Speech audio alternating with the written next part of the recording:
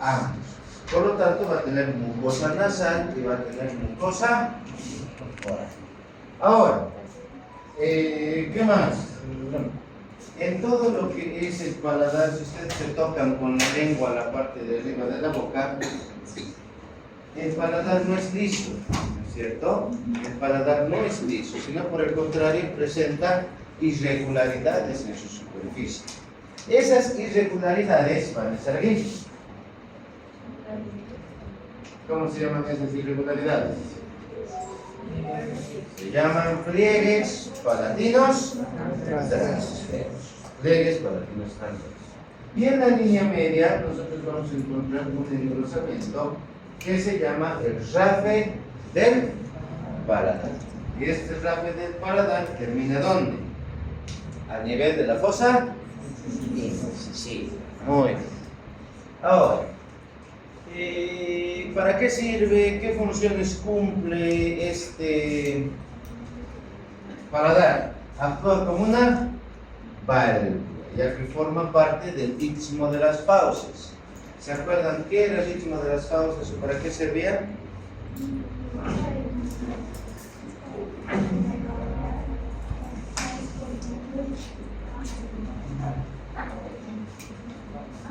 Está formada por los pliegues anterior y posterior, por los músculos del paladar blando y por la lengua, ¿no? Cuando nosotros deglutimos y demás, el paladar se cierra, el istmo de las fauces se hace pequeño y funciona como válvula. Así que ahora vamos a hablar del paladar duro, ya lo hemos visto en huesos. Ahora vamos a hablar del paladar blando. El paladar blando está constituido por ¿cuántos músculos? 4, pero en el libro está también la óvula. Básicamente van a ser 5. Perfecto. ¿Cuáles son estos 4 músculos? Vamos a tener 2 superiores y vamos a tener 2 inferiores. Los 2 superiores, ¿cuáles son? El tensor del velo del paladar y el elevador del velo del paladar. Los 2 inferiores que van a formar los pliegues van a ser palato grosso y palato raíz. Perfecto. Y finalmente tenemos la úvula, ¿cierto? Ok, hasta ahí estamos de acuerdo. Ahora vamos a ver cada uno de estos músculos. Primero, el tensor del velo del paladar. ¿De dónde a dónde va el tensor del velo del paladar?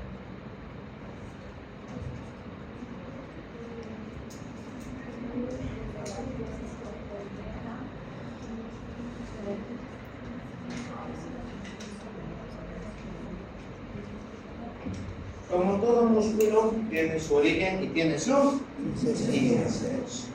Entonces, ¿dónde vamos a mencionar a este músculo?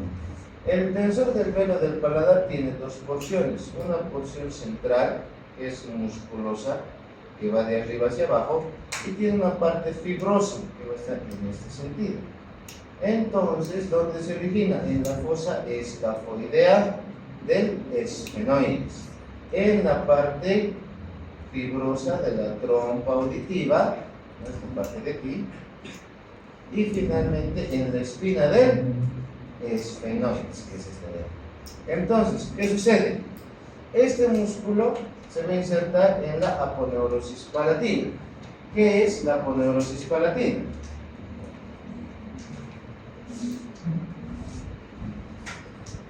¿Qué es la aponeurosis palatina?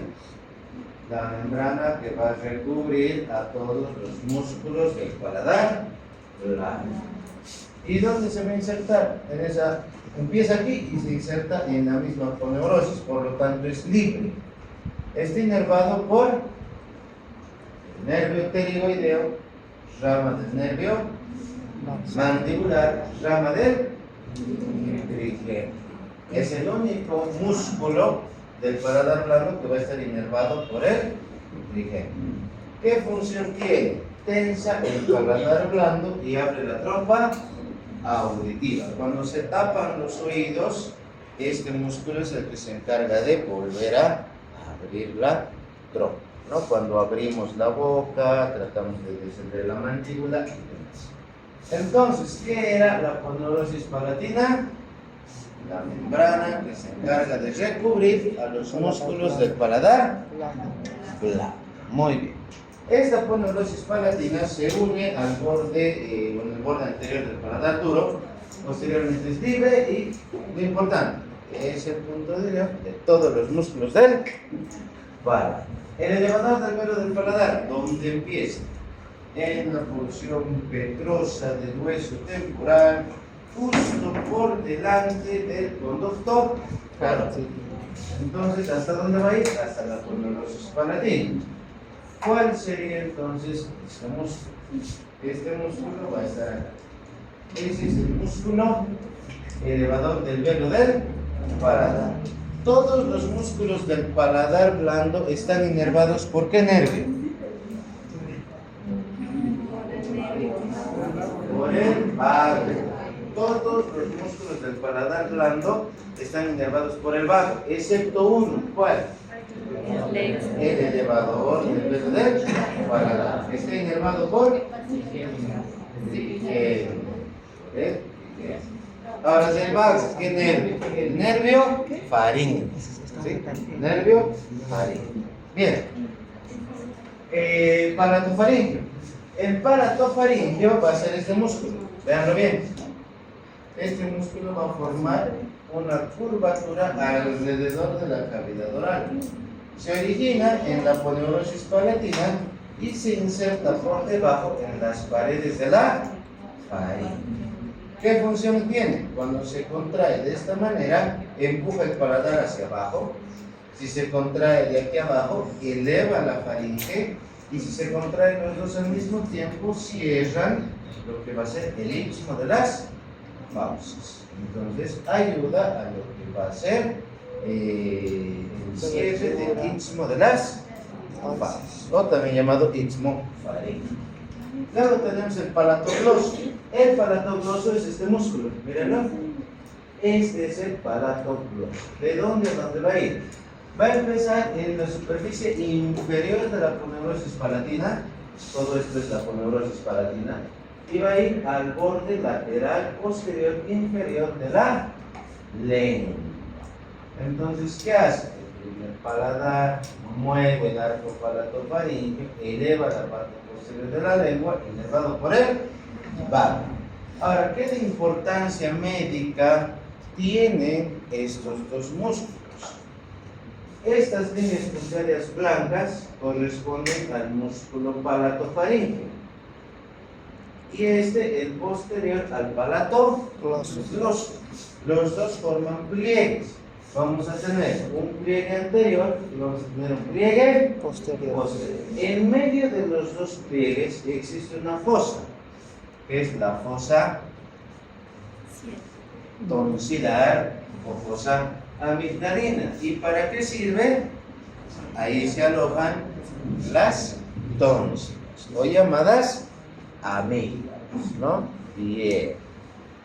¿Qué más? Tenemos la úvula. El músculo de la úvula va a ser la parte posterior que queda libre, sobre todo el paladar blando, ¿no?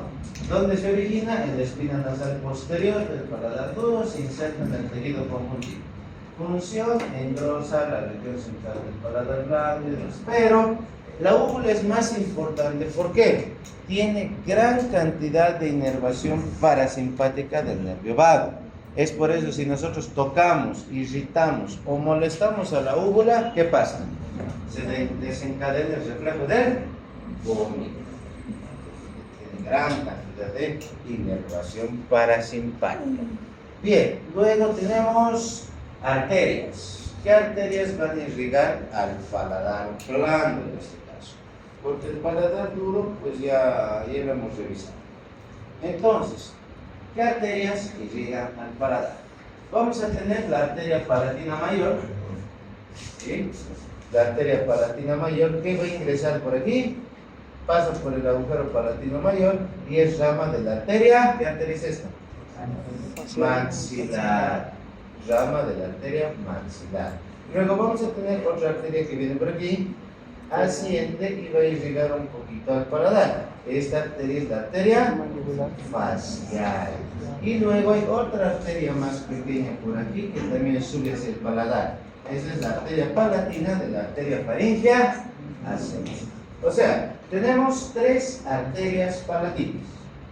La palatina mayor, que viene de la arteria maxilar, la arteria palatina ascendente, que viene de la arteria facial, y la arteria palatina, que es de la faríngea ascendente. ¿No? Tres arterias palatinas, de tres arterias diferentes, pero todas vienen de la carótida externa. Muy bien. La arteria palatina ascendente, ¿qué va a hacer? Para empezar, asciende a lo largo, como dice aquí, esa arteria va a subir por las paredes laterales de la faringe.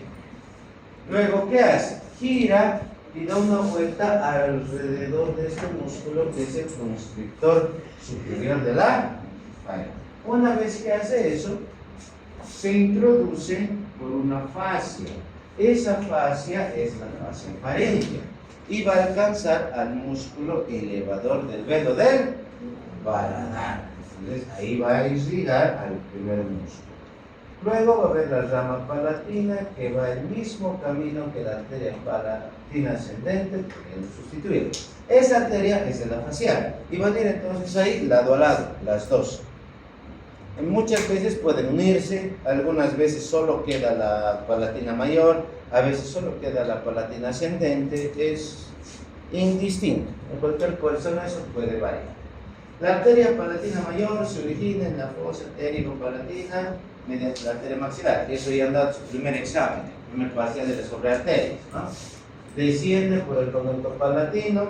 En este punto, cuando está descendiendo por el conducto palatino, esta arteria se divide en dos. Entonces va a quedar una arteria palatina mayor y una arteria palatina menor. La arteria palatina menor sale por el agujero palatino menor. En cambio, esta otra arteria continúa por el agujero palatino mayor hasta llegar al paladar. Entonces, fíjense, viene por aquí, sale por este conducto y recibe el nombre de palatina mayor. Va a seguir por todo el paladar y va a dar ramos para las encías. Fíjense, a medida que va yendo, va a ir dando ramos para todas las encías. Hasta llegar a esta fosa. ¿Cómo se llama esa fosa? La fosa incisiva. Entonces sale del paladar a través de la fosa incisiva. Entra a la pared medial de la cavidad nasal. Y esta es pregunta de examen teórico. Es la arteria más grande del paladar. Irriga la encía palatina. ¿Qué diferencia había entre alvéolos y encías? ¿Qué era el alvéolo y qué era la encía? El alvéolo es lo vamos a decir así, el huequito para los dientes. Eso es el alvéolo. Y la encía es la mucosa que recubre todo esto y la base del diente. ¿Entienden? El rojo que tenemos al lado de los dientes, eso es la encía. Pero si hablamos de alvéolos, estamos hablando solamente del espacio óseo. Las venas son igual que las arterias, vamos a tener tres, pero van a drenar a diferentes lugares. Pueden drenar a este plexo. A ver, ¿quién identifica este plexo? Que ya lo conoce, que está en la fosa infratemporal.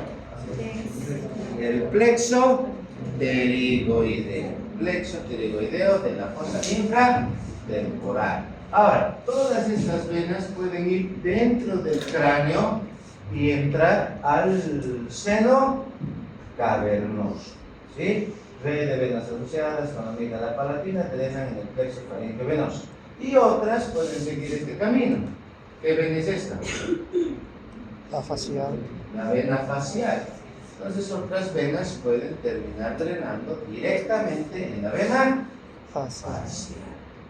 Y luego tenemos los linfáticos. Los linfáticos van a ser todos los cervicales profundos. Toda la linfa de la cavidad oral drena en los nódulos linfáticos cervicales profundos. Bien. Ahora, inervación. ¿Qué inervación va a tener la cavidad oral? La cavidad oral va a tener inervación motora para los músculos, ¿cierto? Para el bucinador. Los faciales están inervados ¿por cuál? Por el facial. ¿Qué músculos están inervados por el trigémino? Maxilar. Los masticadores. ¿Y qué músculos están inervados por el vago o por el hipogloso? Los músculos de la lengua y del paladar blando. Fácil, ustedes dominan ya. Bien, ahora esa es la inervación motora. Además de eso, la cavidad oral tiene inervación sensitiva, ¿no es cierto? Para el tacto, para la presión, para el frío, para la calor. Entonces ahí vamos a tener los nervios palatinos mayor y menor, vamos a tener los nervios nasopalatinos que transportan sensibilidad general. ¿De dónde viene el nervio nasopalatino? ¿De dónde vienen los nervios palatinos mayor y menor? Vienen del nervio maxilar. Y el nervio maxilar es rama del trigémino. ¿Dónde se origina? En el nervio maxilar, en la fosa pterigo-palatina. Y también va a haber fibras parasimpáticas, ¿no? Estos, por ejemplo, van a ser para las glándulas que producen moco, producen saliva, para el gusto, ¿no es cierto? Del paladar blando, o sea, para percibir el gusto. Estas fibras parasimpáticas vienen del nervio facial. O sea, el nervio facial recibe lo que es el gusto de la lengua por una parte. Y luego fibras simpáticas que van a ser vasoconstrictoras para cerrar lo que va a ser las arterias y derivan directamente del nivel torácico 1. En resumen, si yo les hablo de sensibilidad general de la boca, ¿qué par craneal está ahí? Trigémino, mediante el maxilar. Si les hablo de inervación sensitiva del gusto, estamos hablando del facial. Pero además hay otros nervios, ¿no? Ahí está, por ejemplo, los faríngeo, el hipogloso. ¿Y las fibras simpáticas para qué sirven a nivel de la boca? Para drenar los vasos. Ya, para producir vasoconstricción. Bien, ahora, el nervio palatino mayor pasa por el agujero palatino mayor, inerva el paladar duro, le decía hasta el primer premolar, hasta acá nada más. Eso está inervado por el palatino mayor. Y el palatino menor, ¿qué inerva? Al paladar blando. O sea, fíjense la gran diferencia. Ese es el trigémino, que tiene sus tres ramas. ¿Cuáles son sus tres ramas? Oftálmico, maxilar y mandíbula. Entonces, estamos viendo el maxilar. El maxilar llega al ganglio óptico y del ganglio óptico va a dar la palatina mayor y la palatina menor. La palatina mayor va a inervar hasta el primer premolar y el palatino menor al paladar blando. Y luego de este mismo nervio maxilar va a salir este otro nervio que se llama el alveolar anterior, que va a dar inervación hasta lo que va a ser la parte anterior de la cara, llega a lo que es la fosa incisiva y se convierte en nervio nasopalatino. Y este nervio nasopalatino inerva la encía y la mucosa de los incisivos y los caninos. Entonces ya tenemos la inervación de toda la parte superior. Nervio palatino mayor hasta el primer premolar. Luego tenemos el nervio palatino menor para el paladar blando. ¿Y este qué nervio es? Nasopalatino. Nasopalatino, que va a inervar a los incisivos y al Caninos. Listo, ya tenemos toda la inervación de la arcada dental superior. ¿Qué más? Los labios. Los labios están formados por músculo, tienen tejidos blandos, tienen gran cantidad de terminaciones nerviosas, tienen también gran cantidad de vasos sanguíneos. ¿Qué es lo más importante que tenemos que saber? En la parte superior de los labios, acá el labio no es esférico, sino tiene esta hendidura. Esa hendidura se conoce como filtro labial. que presenta dos rugosidades elevadas bien marcadas, ¿no es cierto? Ahora, si nosotros levantamos los labios hacia arriba, hay una pequeña membrana que une los labios con lo que va a ser las encías, lo que se conoce como el frenillo labial medio. Eso está en el labio superior. ¿Por qué está formado prácticamente los labios? Por el músculo orbicular de la Boca. que va a ser la parte muscular, tejidos neurovasculares, que en gran cantidad de tejidos nerviosos, y las glándulas labiales, que son glándulas sebáceas modificadas para mantener hidratado. Esto que tiene, siempre se pregunta en los exámenes, ¿no? Entonces, ¿por qué está constituido? Bueno, primero, ¿qué es el istmo de las fauces?